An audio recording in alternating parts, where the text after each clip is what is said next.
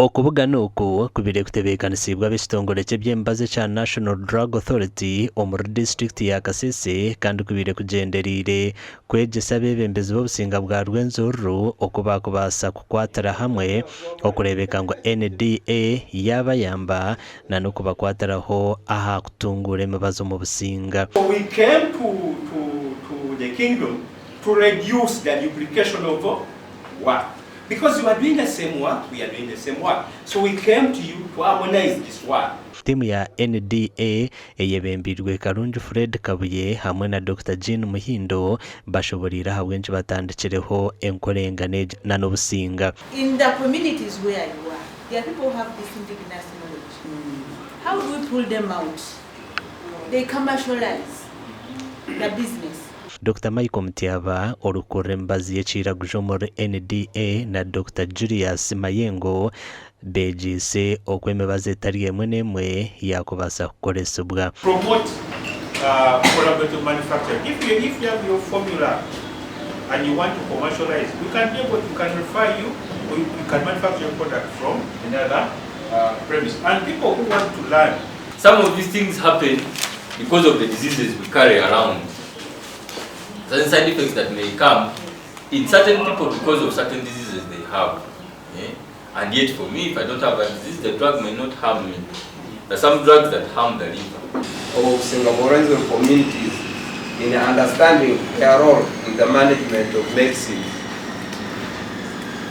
Another objective was to increase and ensure compliance by those who deal in medicine.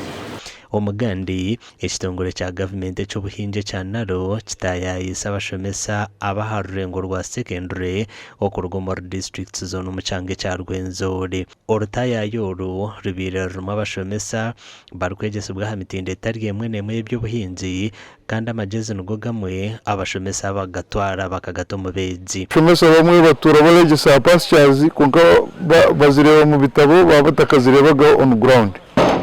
So eji partnership reza kutuyamba munonga kugira ngo abana bitu muri region babasha gukozesa institute yitu kandi nabo bagarukagayo wabo in future bagambira banyina nabishe kureba ngo tibabasha kuferwa abuhereza boroga mu kitongole cya Naro. With the first session we learned a lot about bees, beekeeping, bee products and how we can process honey and produce good quality honey. Ebintu babasha no kubita mu practice. Institute eji eraza kubera nka one stop center kureba ngo yayamba ko buherezo bwe kugira ngo abana babasaga kwega bege ibintu biri applied. Bamwe abashomesa tugambireho nabo ngo kubashangira umushomo ugo. Tunogola abira abana mbarete kandi bege uko basa ukora ibintu ebyo bakosa amagezi gabo n'emikono yabo. Amakuru agagashakwa na Gudi Fatima na Jonathan Tsingwiri.